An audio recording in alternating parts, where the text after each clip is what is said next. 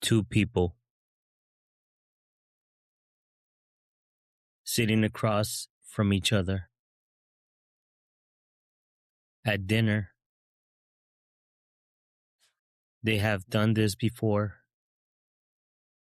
hundreds of times, maybe thousands. There is no argument. Nobody's angry. Nobody's crying. Nobody's threatening to leave. The food comes. One of them looks at their phone. The other just takes a bite. A few minutes pass. How was work? Good. Yours? Busy. Another bite. Another glance at the phone. Maybe they talked about tomorrow. Who's picking something up? What time somebody has to work? Something that needs to get paid. Something that needs to get done. The check comes. One looks across the table. You ready? Yeah. They get up, walk out, drive home. That is it. Nothing happened at dinner. No fight. No betrayal. No disrespect. No evidence that anything is wrong. And maybe that's exactly what we are here to investigate. Because there was a time when those same two people could sit across from each other for hours. They asked questions they didn't already know the answer to. They noticed things, a haircut, a change of color in the hair, a smile, a new shirt, the way the other person's eyes changed when they talked about something they cared about. They flirted, they laughed, they reached across the table. They did not need a reason to touch. So what happened? Maybe nothing. And maybe that is the problem. Because relationships don't always change because somebody started doing something terrible. Sometimes they change because somebody stopped doing something good. The compliment that wasn't given, the question that was not asked, the kiss that became optional, the thank you that disappeared, the conversation that became logistics, the effort that slowly became unnecessary because somewhere along the way, somebody decided. They already know. They know I love them. They know I appreciate them. They know I'm attracted to them. They know I'm here. They know. They know. They know. They have to know. Maybe they do. But when did knowing you are loved become a substitute for experiencing it? Tonight, we are not investigating what somebody did to destroy a relationship. We are investigating something much quieter. What stopped happening? Because everybody assumed there would always be another tomorrow to do it. Case file 005. The things you stopped doing. Welcome back to Fire and Ice, Truth Under Pressure.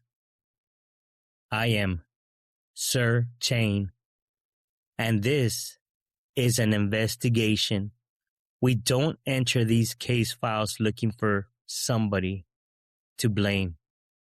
We enter looking for what is true.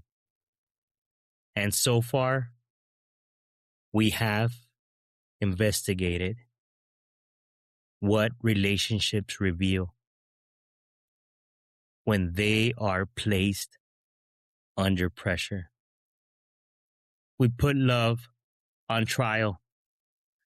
We investigated the person you bring into the room. We examined the translator between two people. In case file 004, we investigated the story you told yourself. We asked whether fear, interpretation, and assumption manufactured the evidence that something was wrong.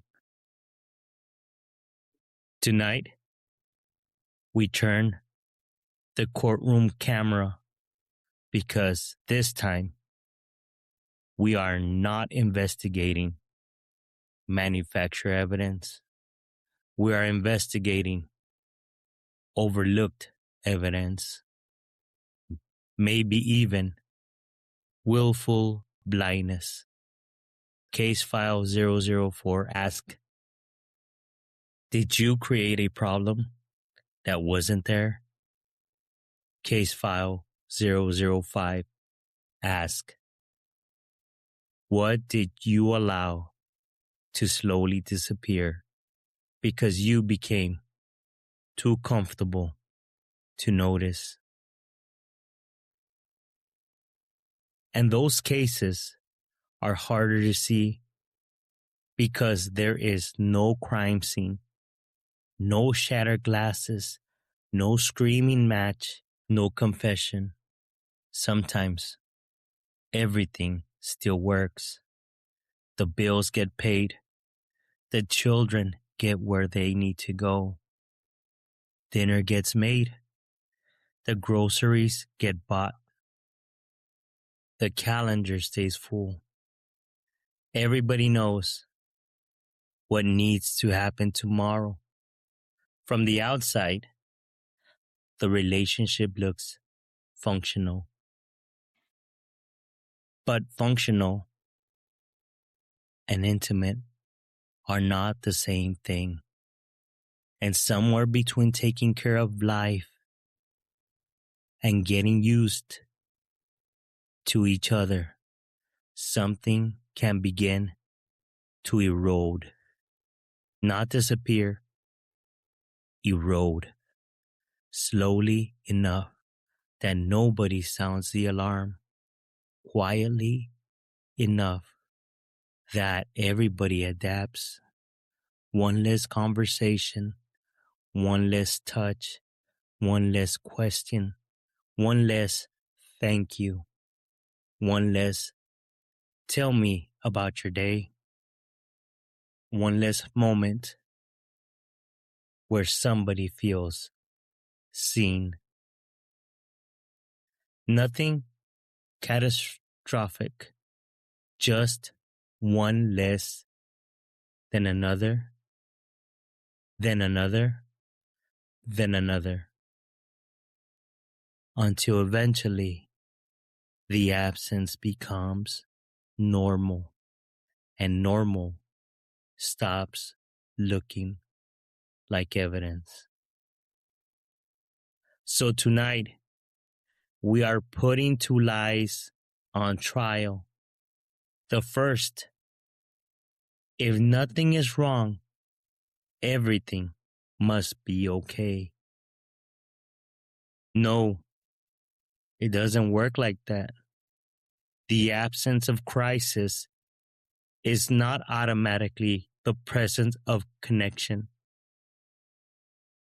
And the second lie may be even harder to recognize. If they have always done it, it isn't special anymore. He has always been thoughtful. That's just how he is. She's always been there when you needed her. She's always available. They always remember, always help, always call, always show up, always make sure you are okay. And because it happens again and again and again, something strange happens. The extraordinary becomes ordinary. The gift becomes expectations. And eventually, you notice its absence more than you ever appreciated it. Its presence. More than you ever appreciated its presence. That is erosion. Consistency can make something valuable feel common. Familiarity can make something special feel guaranteed. And when something feels guaranteed, human beings have a dangerous tendency to stop protecting it. So case file 005 isn't simply asking, what did they stop doing? That is too easy. We are going deeper. I want to know, what did you stop noticing? What did you stop appreciating? What did you stop receiving? What did you stop giving? What did you stop asking? And maybe, most importantly, what did you stop learning? Because there's another lie hidden inside familiarity. I know them. Do you? Do you really? Or do you know who they used to be? Because a person you fell in love with didn't stop becoming the day you met them. Life kept happening. They experienced things, lost things, learned things, questioned things, survived things. Their priorities changed. Their dreams changed. Their fears changed. Their understanding of life changed. Maybe you know their coffee order, their birthday, their favorite restaurant, the story from when they were 12. But do you know what they are wrestling with now? What they are dreaming about now? What scares them now? What they need now? Who they are becoming now? Because there is something lonely about changing, besides someone who keeps insisting they already know you. You can know someone's history and still become a total stranger to who they are becoming. Familiarity should deepen your curiosity. It should never become permission to stop asking questions. That is evidence. And before this investigation is over, we are going to examine something relationships rarely put on trial. We spend enormous amounts of time investigating what somebody did wrong, the lie, the betrayal, the argument, the disrespect, the thing that happened. But what about what didn't? What about the conversation you stopped having? The affection you stopped returning? The gratitude you stopped expressing? The curiosity you stopped bringing? The effort you stopped making? The person you stopped learning? Because sometimes absence leaves fingerprints too. And tonight, we are going to follow them. Not back to the day everything broke. Back to something much harder.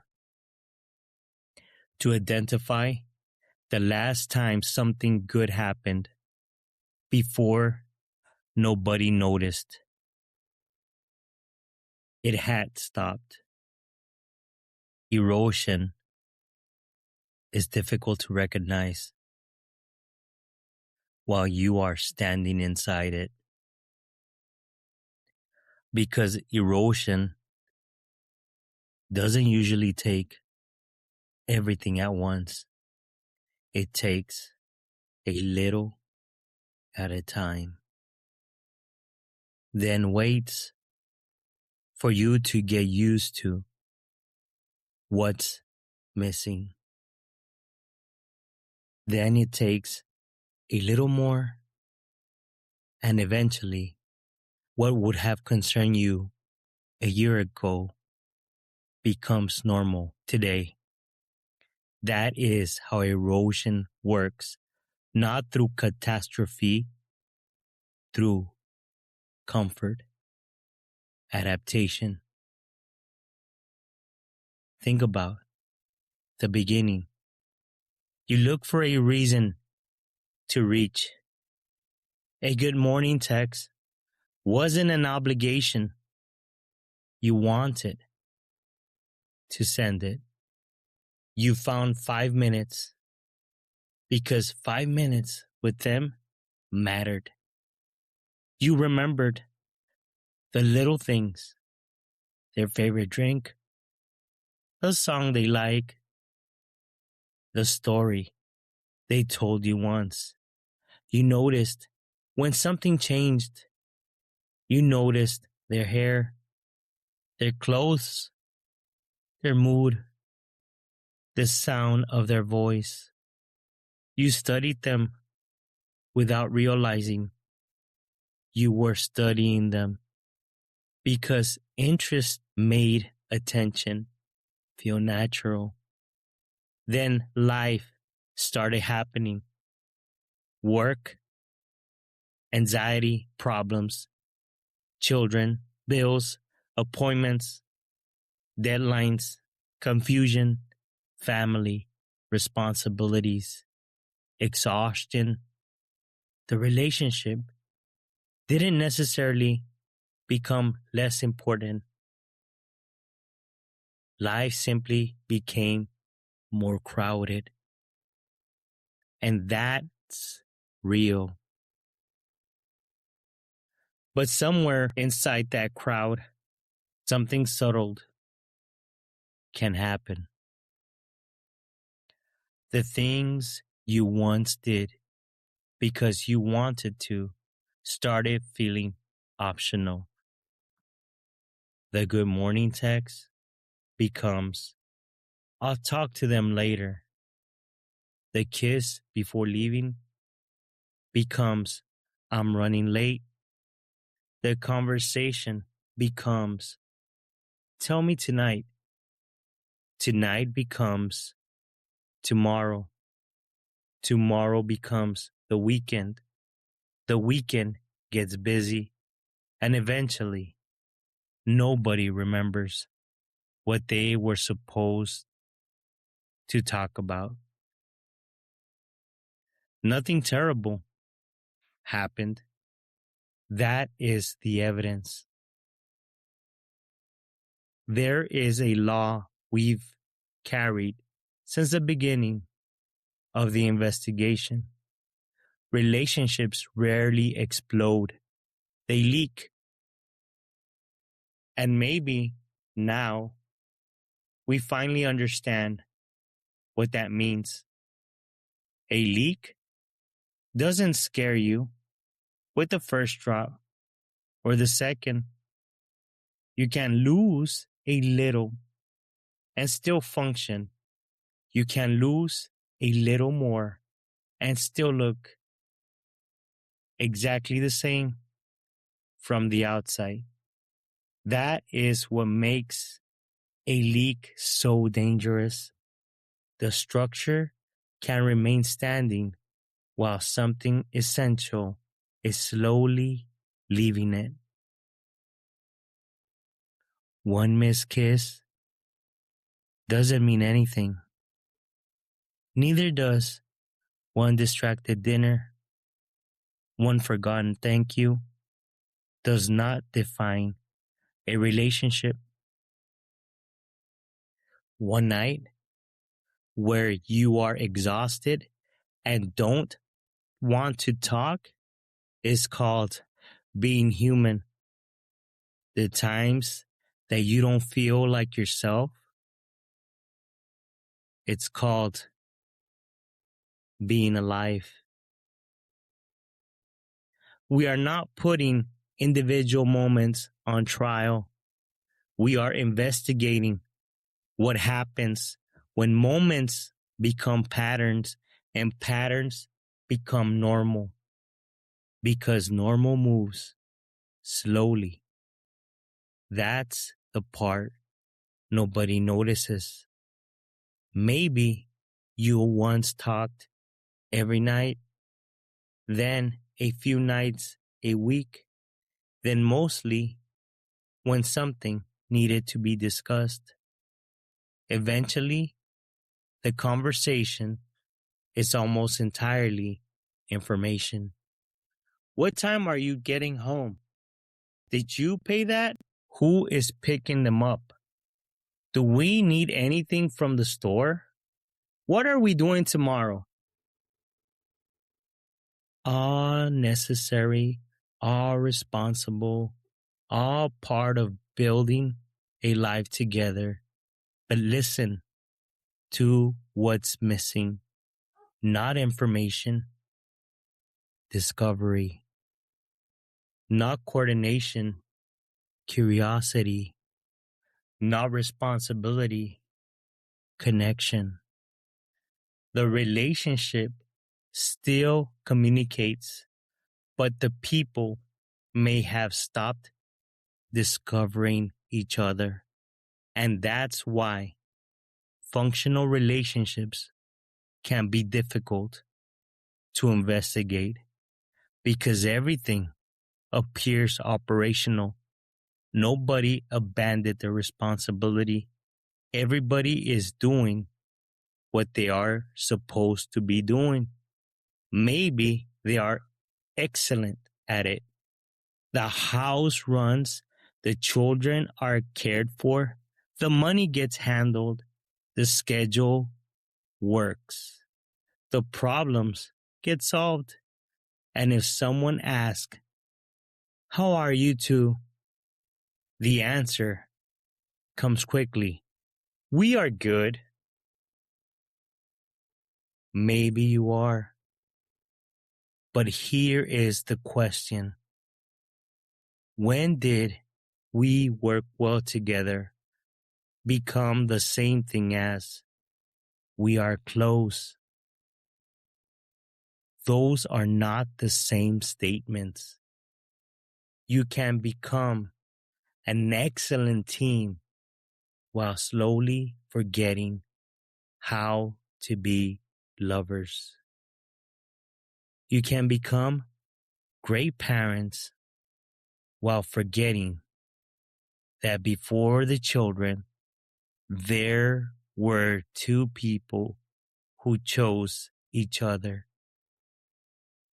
You can build a successful life and still become strangers inside the thing you successfully built. And again, this doesn't mean something is broken. It means something deserves attention, because maintenance isn't an admission of failure. Maintenance is what people do with things they intend to keep. That's why we are fine can become such a dangerous sentence. Sometimes fine means healthy. Sometimes fine means peaceful. Sometimes fine means two mature people living through a demanding season. But sometimes fine means we have adjusted. We have adjusted to talking less. We have adjusted to touching less. We have adjusted to asking less. We have adjusted to noticing less. We have adjusted to needing less, because needing something that repeatedly isn't there became exhausting. An adaptation can look a lot like peace when nobody is asking questions. No fighting doesn't automatically mean there is peace. Silence is not automatically harmony. Sometimes silence is simply the space where connection used to live. Sometimes nobody is fighting because somebody got tired of trying to be heard. Be careful. I'm not saying every quiet relationship is dying. I'm saying silence alone cannot tell you whether you are at peace or whether you have simply stopped reaching. That is something you have to investigate, because eventually one person notices the distance and they ask, and they say, "We don't talk anymore." And the other person is genuinely confused.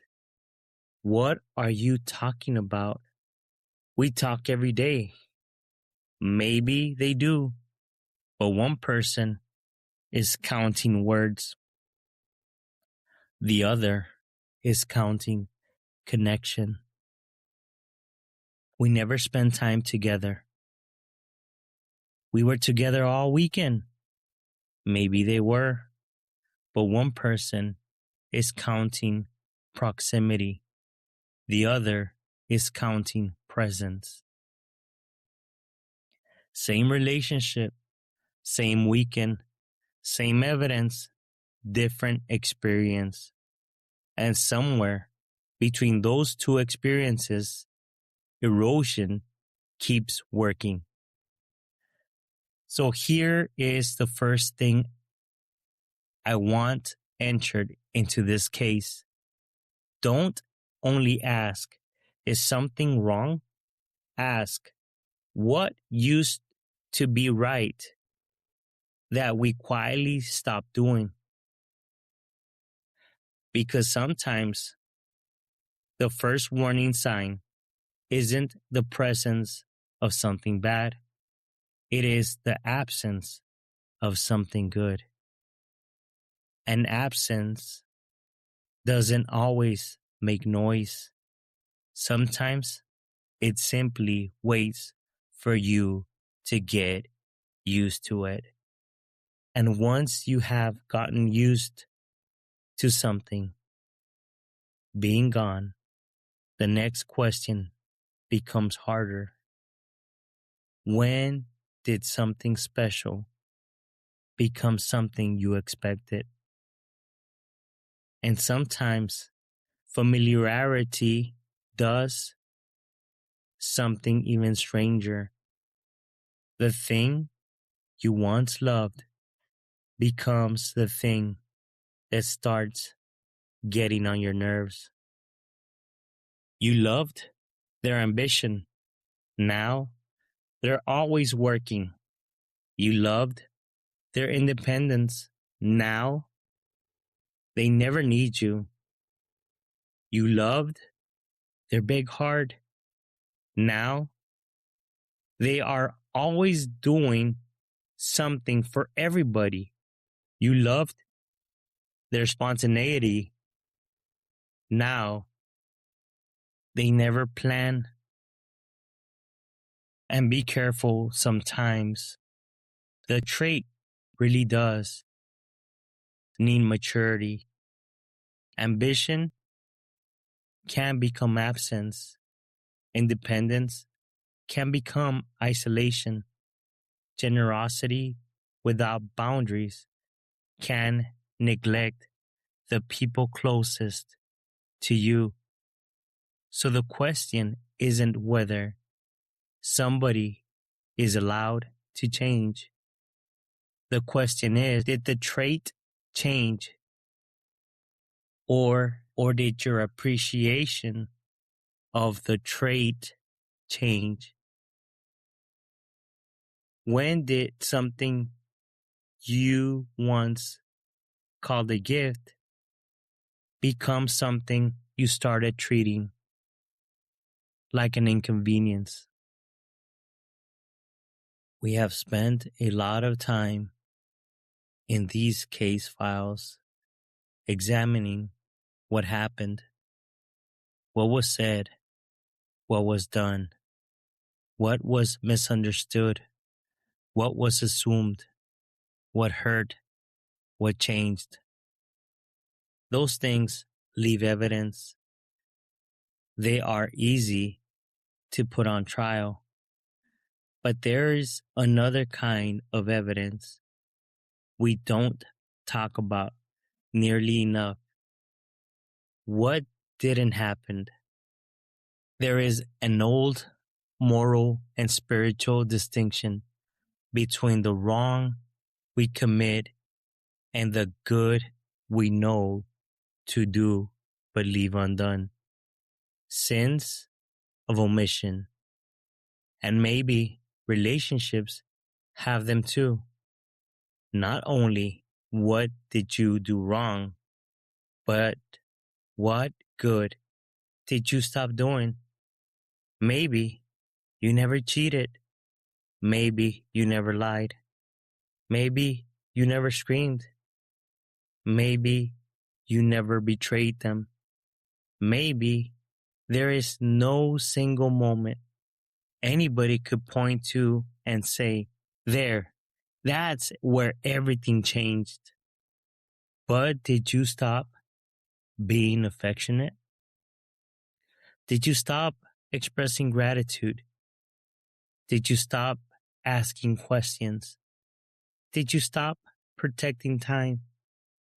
Did you stop apologizing? Did you stop flirting? Did you stop laughing together? Did you stop looking at them like somebody you were still grateful to have? Maybe the evidence isn't what you did. Maybe the evidence is what went missing. We tend to imagine relationships ending through impact. Something happened, something broke, somebody crossed a line. But not everything dies from impact.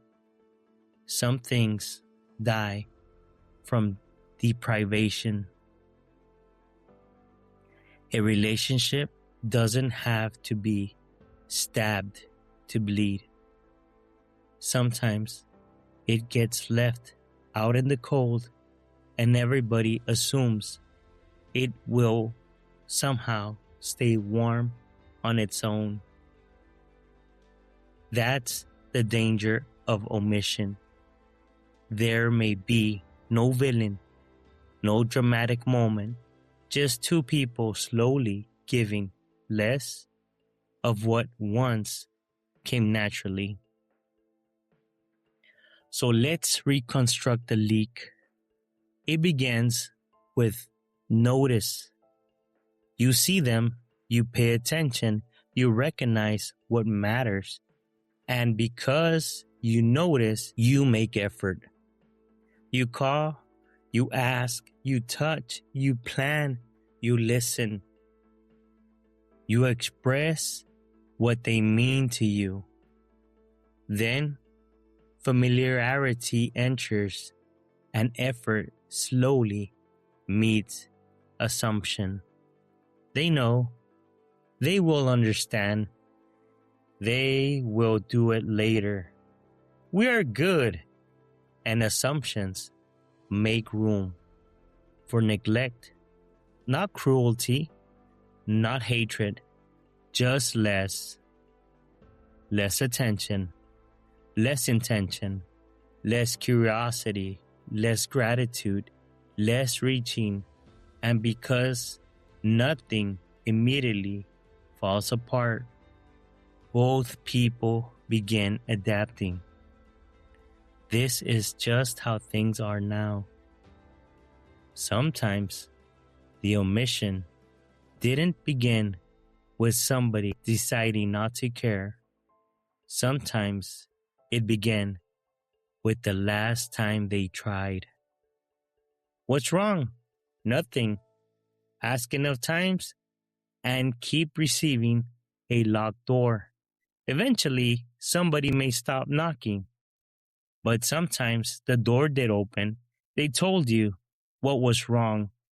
I'm overwhelmed. I feel alone. I need more from us. And instead of receiving the answer, you questioned it. Whether the answer was even true. Or maybe you believed them. You heard them. You understood them. You may have even said, I understand. And then nothing changed. That is different from not knowing, because at some point, information creates responsibility, and eventually somebody may stop explaining a need that keeps being acknowledged but never addressed. Not because they stopped needing it, maybe because reaching started becoming more painful than remaining silent. And sometimes withdrawing starts feeling safer. Because if I don't reach, I cannot feel. rejected. If I don't ask, I can't be disappointed by the answer. If I don't tell you what I need, I don't have to experience what happens when nothing changes. So without realizing it, somebody makes an exchange. Intimacy for insulation. Connection requires vulnerability. Insulation protects you from feeling the cold. But insulation doesn't only keep pain out. Eventually, it can keep love from getting in. Adaptation becomes distance, and distance, left unattended, eventually becomes loss. Noticed, effort, assumption, neglect, adaptation, distance, loss. Relationships rarely explode, they leak. And maybe the most dangerous part of a leak isn't how quickly something leaves, it's how long you can continue living normally while it's still happening. And this is where the evidence gets uncomfortable because maybe your relationship still works. You make a great team. You handle responsibility. You solve problems. You know the schedule. You know the bills. You know what needs to happen next. Maybe you have built a good life, and I don't want to diminish that. Responsibilities matter. Reliability matters. Building something together matters. But a relationship can function while intimacy slowly disappears.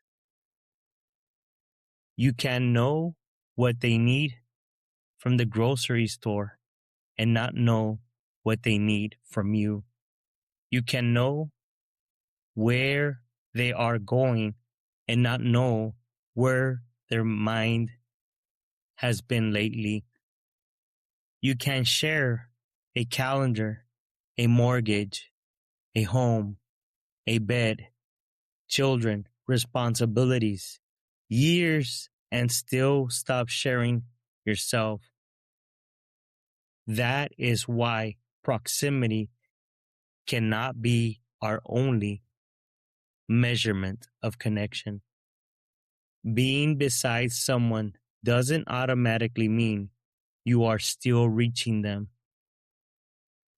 Some couples become incredibly efficient at operating their life. Who's doing what, who's going where, what needs to be fixed, what needs to be paid, what's tomorrow looking like.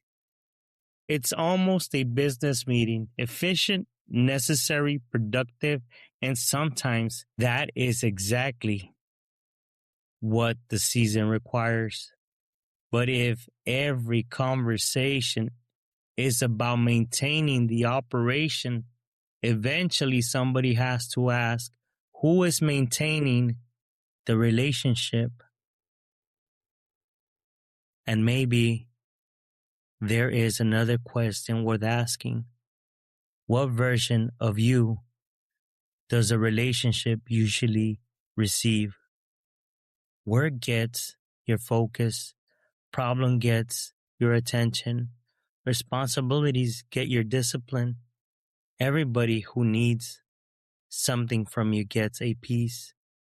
And by the time you finally get home, maybe the person you love receives whatever energy is left. Not because they matter less, they matter least. Sometimes precisely because you believe they will understand the most, and maybe they do. But understanding Your exhaustion doesn't mean they never feel its absence, because you can successfully manage everything you built together while forgetting to tend to the two people who built it. And sometimes when one person finally says, "I miss us," the response is, "What do you mean? I'm right here." Physically, maybe, but presence isn't measured only in distance.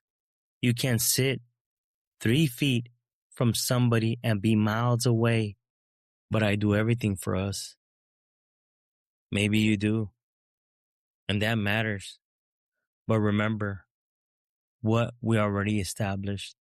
Responsibility is an expression of love. It is not a perpetual replacement for your relationship. And here is the terrible irony. Sometimes two people spend years building the life they once dreamed about having together and become so consumed maintaining the dream that they stop experiencing each other inside it. The house came, the careers came, the responsibilities came, maybe the children came. The life they talked about during those long, early conversations actually arrived, and somewhere inside receiving what they wanted, they lost the time they once had to what it they once had to want it together. That is not failure. That is a warning, because maybe the relationship doesn't need to be rescued. Maybe it needs to be remembered. We understand maintenance almost everywhere else in life. You don't wait for the engine to seize before deciding oil matters. You don't wait for every tooth to hurt before admitting you probably should have taken care of them. You don't wait for the roof to collapse before acknowledging the leak. At least we try not to, because maintenance isn't something you do only when something is broken. Maintenance is what you do because something is so valuable. But relationships can become strange. Sometimes we don't become intentional until there is a crisis. Now we're talking.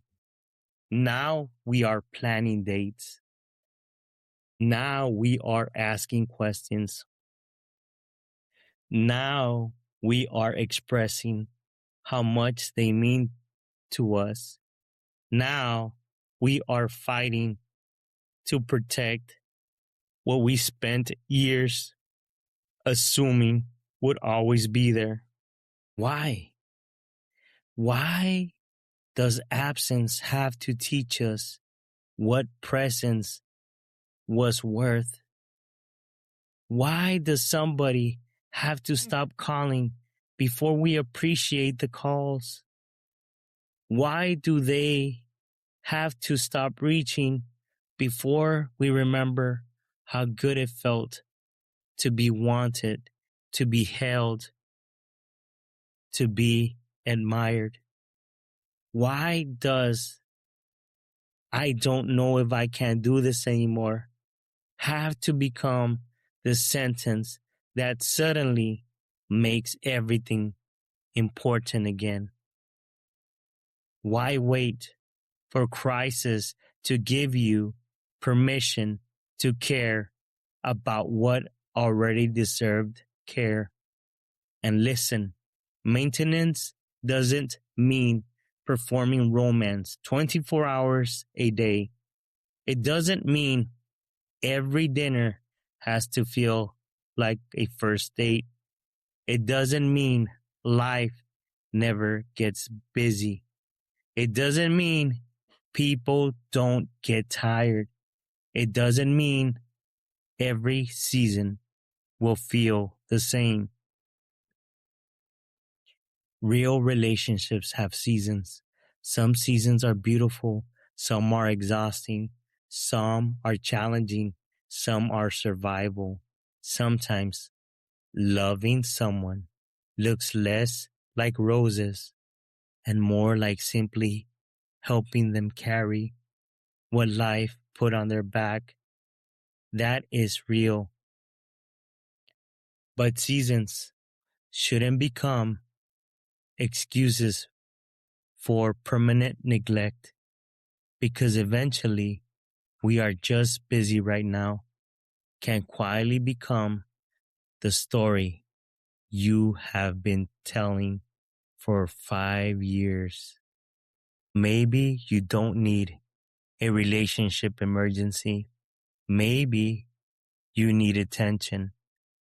Maybe there's still time to ask the questions, to put the phone down, to say thank you, to reach across the bed, to protect an hour, to enjoy 10 minutes, to apologize, to listen without fixing, to ask, who are you becoming?